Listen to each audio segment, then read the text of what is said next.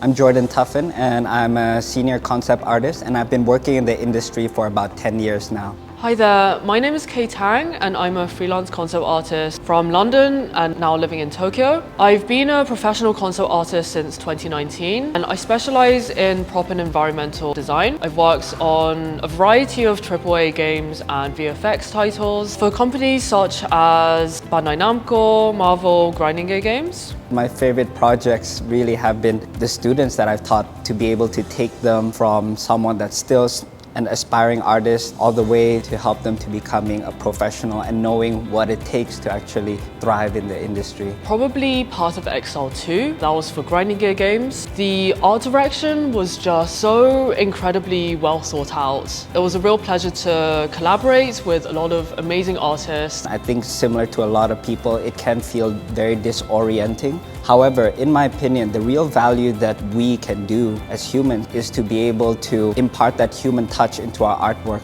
And one of my favorite analogies to use is that despite the arrival of factory-made foods, it has never made cooking obsolete. In fact, there's still so many people out there that are willing to queue up for this Michelin star restaurant or this really good hawker center food, because not only that it is made by someone, but it's the stories that people are able to tell through their food. So rather than being too concerned about just how well we can render and polish things, we have to really think about how we can actually put forth a unique idea to be able to solve problems, because ultimately that's something that people, even with the AI tools, if they have no experience in the industry, they can never replace you on that. I do think that the most important thing to remember is that the AI is not a human. It does not have the experiences and emotions that a human experiences. That is the biggest distinguishing factor between an AI created image and a piece of art that is truly from the soul and speaks about who that person